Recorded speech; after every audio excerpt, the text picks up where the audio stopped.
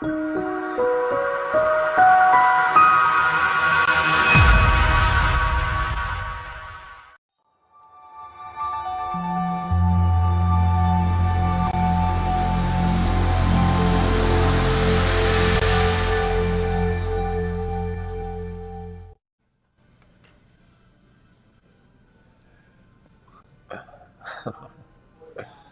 goodness.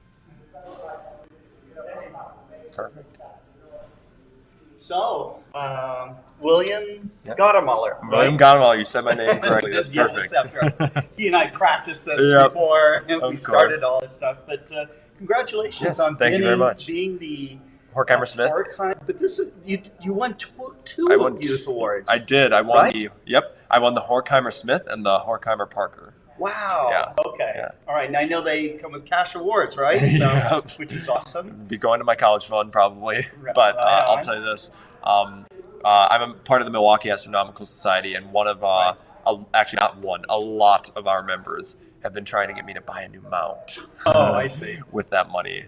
I That see. was that was the original. That was the original plan, but then I was like, maybe I should pay for college. You could do that, but as long as they just kind of double up on your college fund. Yeah. Right. Every dollar I spend on the mount, they have to give me $1. $2 back. $2 back. Yeah, that's a great idea. That's right. That's Seriously. Right. So tell me more about you're involved with Milwaukee Astronomical Society. How this led you to do the work that you're doing, outreach work. Yep. Some astrophotography. You're working with an observatory. Yep. So let's hear more about that. So I've done quite a lot. All of it really got pushed by the Milwaukee Astronomical Society. They were really the motivation for everything. I started by joining them in really actually pretty late, September of 2020, when I was 15 years old. Oh, wow. My grandfather had actually been the president of that club for way back during the moon landings from 69 to 73. Yeah. And for a long time, I'd been like, I should really, really join them because I think I would get a lot out of it. But I never really got myself to. And then in September, I was like, I finally did. And everything just exploded from there. I became very involved in the club. Within 6 months, I was the youngest key holder, so I had keys to all the facilities in the history of the club, and I was the first person to get it before being a member for a year, because it technically says in the bylaws that you have to be a member for a year, but they kind of cut the strings there a little bit. Fantastic. Yeah, and They also were a huge inspiration for my involvement in astrophotography. Every single picture, the picture I submitted was a picture taken at that club. And what is this a picture of? Melotte 15, which is a nebulous region inside the Heart Nebula. Really interesting area. Okay. I used a Celestron 14-inch Edge HD, ASI 6200. We just got it, so it was interesting that I won this because I didn't really like the image that I got because it saved really weird, because it was way brighter than I expected it would be. It's like really highlighted for whatever reason. But it was really the significance of the image that I think was the most important part to it, because we spent months figuring out that telescope because we actually just replaced the imaging tray. In July, I was served on a committee that helped build frame a proposal and then pass a proposal for new imaging trains, like all 6200 mm, 2600 mm, chroma filters, everything. Oh wow! Yeah, it was a very big proposal, and I served on the committee that helped propose and ultimately get it passed. And I also helped actually assemble it, and then I mostly, myself and the president of the club, we troubleshooted for quite a long time. And I ended up getting that image alongside Tomas, who was at the time the president. So I know now I know that your grandfather was the president of the club. It's almost like a reincarnation. I know, kind exactly. Of thing Actually, that actually brings up something, because there's a running thing in my family that I am the reincarnation of my grandfather. I'm actually very interested in I know, stuff, I know. It's really funny because every single time that they've been saying this to me since I was like 4. that I was a reincarnation of my grandfather, because he actually died like a few months before I was born, like very, very close, literally 4 months and 16 days. Oh, wow. So like, it was pretty close. That's one reason why we're like, I wonder. Well, did you have? I mean, I've seen some documentaries and stuff about those kinds of things, you know, and usually it's really young children, like 2-3 years old, that can actually recall things, you know. And I don't think I'm quite at that level. I don't think I'm quite at that level. That would be really something cool, though. Well, at least you have his DNA. Yeah, right? absolutely. So you got absolutely. The DNA. Yep. So, and have you always been interested in astronomy? Oh yeah, since I remember when I first got interested. I think I was probably 4. We were at this festival in Cedarburg. I live in Menomonee Falls, Wisconsin, suburb of Milwaukee, and Cedarburg's about 15 miles north, slightly east.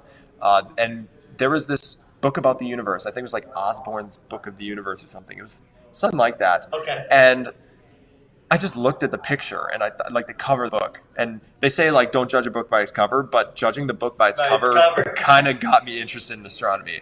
Awesome. Yeah. So my parents bought the book for me, and then I suddenly just everything kind of exploded from there. I actually wrote from 4 years old. Yeah, I actually wrote when I was in kindergarten. I actually wrote a book on astronomy. It was not. It was like a tiny little thing handwritten on paper, of course. Did you keep it? I actually was trying to sell them for 25 cents. Yes, I'm not even kidding. Awesome. I'm not even kidding. For a quarter, I went out because there was this one day where I was sick, and I just spent my whole day like writing copies, and then I went out, set up a table and a chair like at the corner of my yard. So you're self-publishing? I was selling for a quarter, and I think I sold like 2, but I don't remember if I did. I can't remember. I don't think I have them anymore though. Wow. Yeah, it was pretty funny. They were like. It was a book of the solar system. It was I was not writing something that Nicholas Copernicus wrote or something. No, but awesome. like it was kind of funny. Right. So it was funny. That's fantastic. Yeah. So I told you earlier that these are Jack Horkheimer awards. Yep. One of them is the Jack Horkheimer Parker Award, and the Smith. Yep, that's like the service one that used to be like the one main award. The 3 people I know that were really tight friends was Jack Horkheimer, of course, Don Parker, who was a great planetary imager with the ALPO, and hilarious guy. Jack Horkheimer also a great sense of humor, and Smith, you said, was the other shared name in the award. Yep. So I believe the Horkheimer Smith Award was like the original award that used to be like they called it like the Horkheimer Award. Right. And I don't know who Smith was. I know who Horkheimer was. When I saw that one, I was like, whoa, okay, yeah. I know. I looked him up. I known about him before I even knew about the awards. So he was quite a character. I've read his Wikipedia page. He was a great guy. He really was, and his heart was in the right place. And for many years, you could watch him on public broadcasting. Yeah, I know he ran some show. I know that. Yeah. I know he ran some show. Everyone's been talking about it over here. Yeah. So it's the Jack Horkheimer Stargazer. What eventually this show name became. It was originally called Star Hustler, but he changed it because Star Hustler. It was just that's an interesting name. But he was great, and I want to understand. I think even Horkheimer hosted a cartoon show for a while. So that's funny. Just a fantastic guy, based out of Miami. Yep. And so that was great. So when will you finish high school? I have 1 more year left. Okay. Yeah, I just had my senior year, and then I. You plan to do more in astronomy? Yep, I want to major in astrophysics. Absolutely. Oh, wow. Yep. Okay. Yeah, that's the plan. I mean, I've wanted to do astronomy as a career since I was 4. So like it was really since the beginning. It was since the beginning. Yeah. Yeah. But yeah, I want to major. Actually, it's kind of funny. I have 2 majors I want to do: astrophysics and political science. Okay. Not a very interesting combination, but I do want to get that liberal arts humanities side of a very strong education before I go out to a PhD program. Yeah. But yeah. Well, there is a lot of politics involved in professional research science. Yeah, that's absolutely true. Right. So, well, fantastic. Yeah. And what what are your next year's plans, or what do you think will happen in the next 5 years? Oh gosh, good question.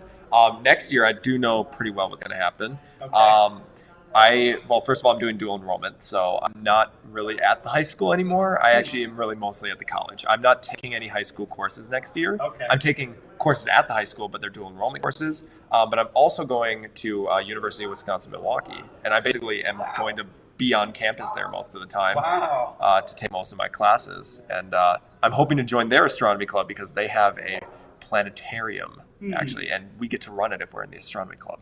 So, well, if you need a reference, you can come and call me. Okay, absolutely, absolutely, perfect. Sure. 5 years on. Oh gosh. Well, I guess I'd hope to be either getting into graduate school or moving into that area, or finishing my undergraduate program. I mean, I don't know if we're supposed to give colleges, but I want to go to the University of Chicago. Yeah, it says it on my shirt, so it says it on my shirt. That's the place I've always wanted to go. There, right? Absolutely. I wore it. I mean, it's like a good luck sign. Chicago, I know. Please, yeah, seriously. Admit this guy. Okay? So, all right. Yeah, no. I mean, yeah. So get done with undergraduate, go into graduate. Actually, it was pretty. This is a little bit more than 5 years, more like 15. But it's been for a very, very long time. It's been my dream to work as one of the offsite astronomers at the Very Large Array. Oh wow! So one reason why I was really happy to get flown down here was that we're in New Mexico, and I get to go to the Very Large Array tomorrow. Okay. I will be tomorrow. Yeah, it's tomorrow. Okay. Yeah, so I am very, very excited for that place because I want to work there when I grow up. Wow. Like, that's the place. Do you have any? I had heroes as I was growing up. Who are your heroes? I have two idols. One is for the astronomy side, the other is for the more political side. One is Carl Sagan. Sure. First astronomer I really got in. Actually, no, Neil deGrasse Tyson was, but he was the first one that really captivated me, like really brought me into astronomy in ways I hadn't before. It really got me into the science communication part of it. Yeah. I actually memorized the pale blue dot speech. I don't remember it anymore, but at one point I did. I was going to have you recite. Yeah, no. At one point I knew it, but I don't remember it anymore. That's awesome. But no, I read so many of his books. Contact inspired me to the very depths of my soul. And actually, Contact was the reason I want to work at a Very Large Array. Oh, wow. Okay. It's kind of that, it's the romance around the radio telescope and the astronomy part. Right. And of course, I don't really know if the Very Large Array is still involved with SETI, but I do. Probably. They probably are, and I would like for us to stay in that kind of realm because, I mean, I think having cosmic connections would be a pretty huge leap for our human species. Sure. And the other one is Martin Luther King. I really liked it because of like the love and brotherhood. Yep. I did memorize "I Have a Dream," and I can recite that, but I'm not going to because it's like it's actually like a 17-minute long speech with everything. So no, it's awesome. Yeah. I think he galvanized, just basically what it means to be American. Yeah, absolutely. He was a excellent character. Yeah. Really believed in love and brotherhood for everyone, freedom, and democracy. And I mean, that's the kind of country I strive for. I register people to vote at my school. So he was also a very great inspiration. But Carl Sagan was a big one. Those are two great idols. Yeah, I know. Awesome. I know. Carl Sagan's a big one, though. I mean, he really galvanized that astronomy mindset in me. Absolutely. Yeah. There's many people, many generations, and probably generations to come. Yeah. Because that really. His, of course, the pale blue dot. You mentioned that. Yeah.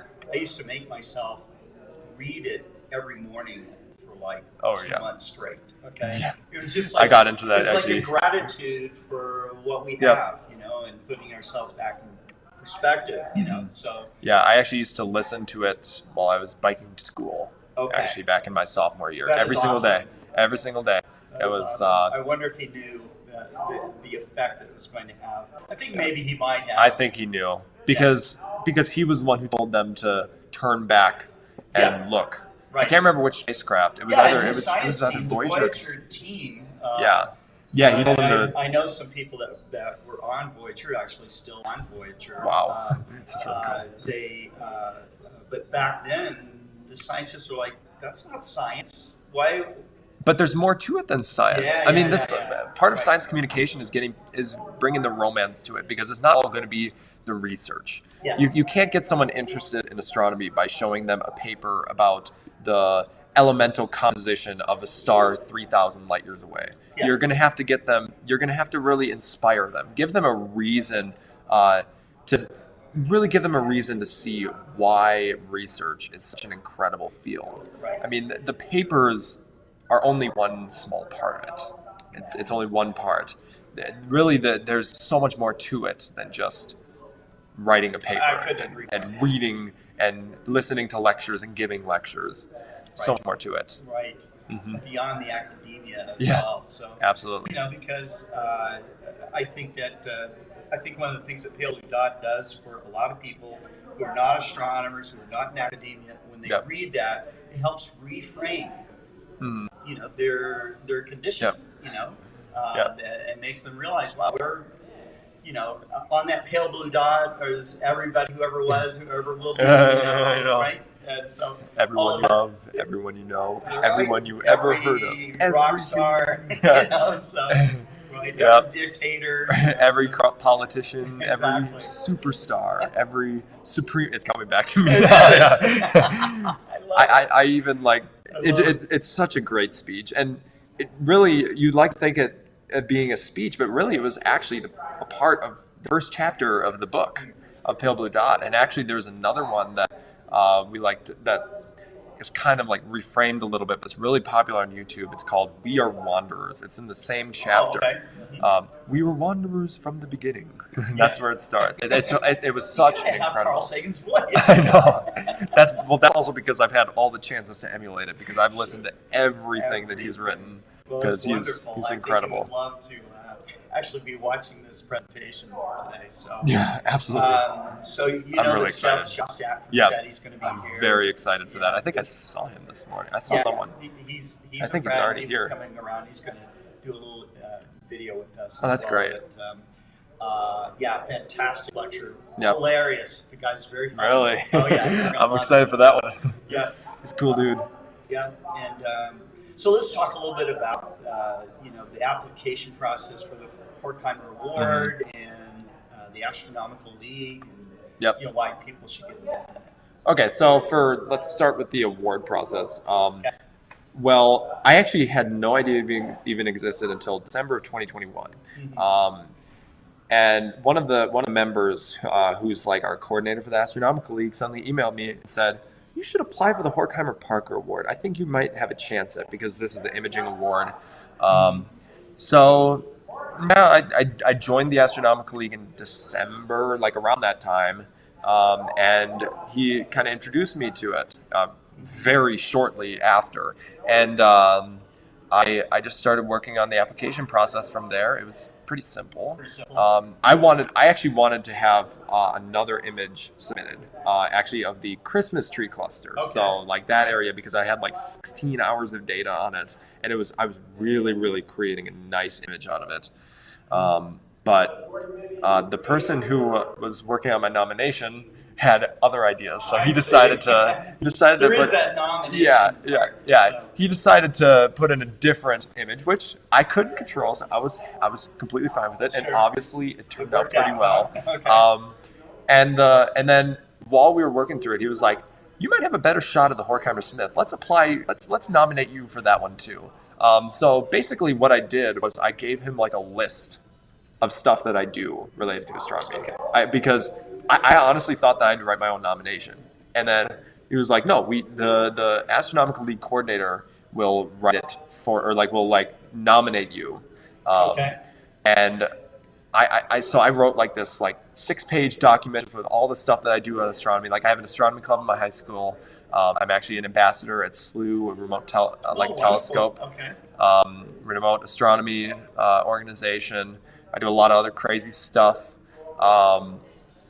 But yeah, I just kind of let them file everything, and they were like, "Yeah, good luck to you." And then suddenly on May May 25th. It was on a Wednesday, or no, actually no, it was May 24th on a Tuesday. I am in Hallmark. I hadn't had my phone on the entire day, and people have been texting me left and right. And suddenly I get a text from one of the other Astronomical League members who's in the Milwaukee Astronomical Society, and he's like, "You just won both awards," and I freaked out. I work like 2 doors down, and I ran straight to my boss and told her, "I need off that week. Because there's the expenses paid trip with it." And I was like, "Okay," about like you get flown down here. That's awesome. And that I was tell like, you're wow. Excited I was just so enthusiastic. This has been a great experience for me. New Mexico is my home. It feels like my home already, even though I've only been here for 4 days. Right. But yeah, so I just kind of freaked out, and I was very excited. I told the whole world that I won it, and Good. now I'm here. Fantastic. But you also wanted to know why. You also wanted to know why I joined the Astronomical League, right? Yeah, the Astronomical League. Yep, itself, of course. Right. Of course. So it's interesting. I've never really, outside of SLU, I've never really been in an organization that's a little bit looser, more national. So they're not like, it's not quite like the Postmasters or like Kiwanis Club or like the Optimist Club, where they have like branches in every town. We kind of coordinate through astronomy clubs. Yes. And it's kind of interesting because it's such a cheap membership if you're already in another club. It's $8. Well, that's for sure. It was $8 a year. I was like, this is a no-brainer. Right. And they have a lot of very interesting programs. I was talking the first morning we were here. I was talking to someone who ran like the binoculars program. She was so interesting. Everyone was so interesting here, and it really kind of builds a lot of connections. I found that a lot of the people here really not only know a lot about astronomy, but are willing to talk to people about it. Right. And they're not shut out from the rest of the world. They really want to kind of expand their knowledge and give other people the chance to expand theirs. Yep, absolutely. And also, it was really the MAS's connection, like Milwaukee's connection with the Astronomical League. We've hosted it 3 times. Madison's hosted it 3 times too. The first full-serving president of the Astronomical League was an MAS member. Okay. And we were one of the charter organizations. Fantastic.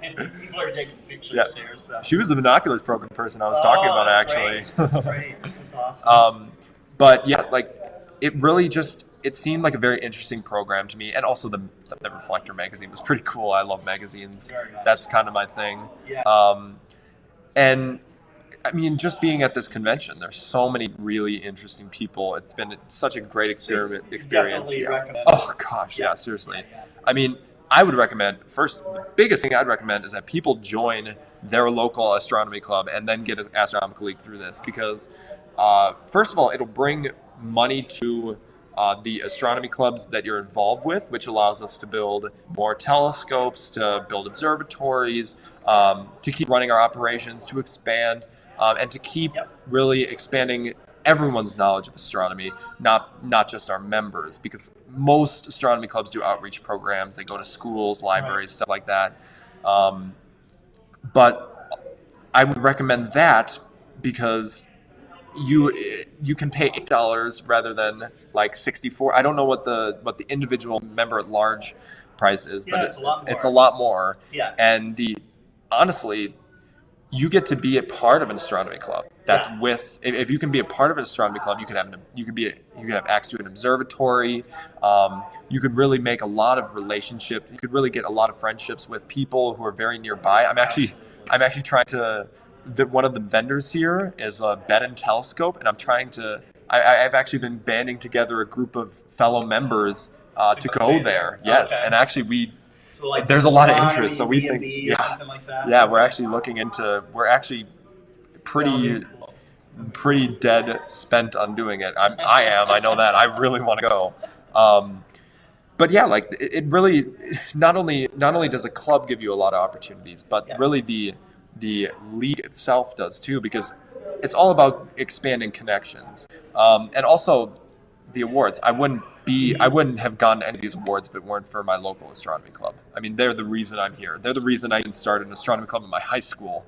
And you register. If you get if you get with the Astronomical League and you really are big into outreach or love to image, there are a lot of opportunities to get awards and to really the recognition. There's a lot of opportunity for recognition. Like there's stuff you can work for, like the observing programs. I mean, you can get certificates for observing specific objects. Right. The binoculars program. Even like I don't know if we do variable stars here, but I know the AAVSO does. Absolutely. And they're one of our platinum all sponsors. These organizations are tightly aligned as well. So. Yeah, and Astronomical League is just one of the best ones, really. Absolutely. This has been such a great experience. Right. So will you come back to? I hope so. I hope so. I really want to go to Bryce Canyon, but it's going to depend entirely on internships probably, because by then I'll be going into my junior year of college. I think. I don't even remember. I think or something. I would be very happy to come out here. I would absolutely be happy to come out here again. Awesome.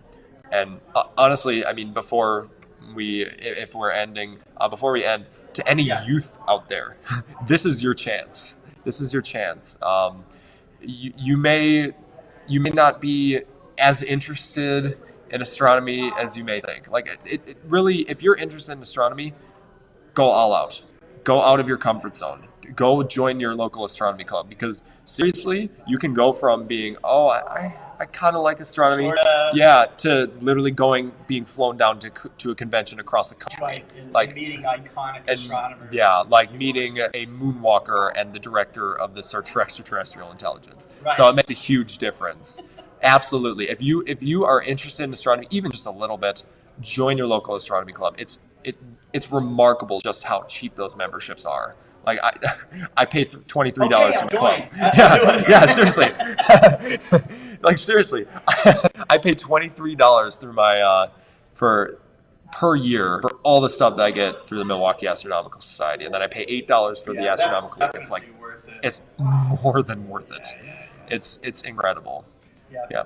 You know, I went to South America to do an outreach program, and the Minister of Education in Uruguay. Wow. I asked him why he felt that amateur astronomy, is so important in his country, because we went down there to donate some telescopes. Okay. And he said, let me just put it this way. He said, we have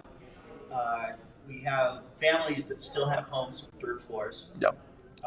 He said last year, and this goes back a few years ago, they put a huge emphasis on education by making internet available throughout the entire country. Wow, that's and impressive. Giving every kid, no matter what age they were, a laptop. Okay? That is impressive. So they had internet. That is impressive. And he said, but on top of that, he said, we have a legacy of astronomy. So they took me to like a planetarium that was there, and a beautiful old observatory. Yep. And he said science builds greater citizenry.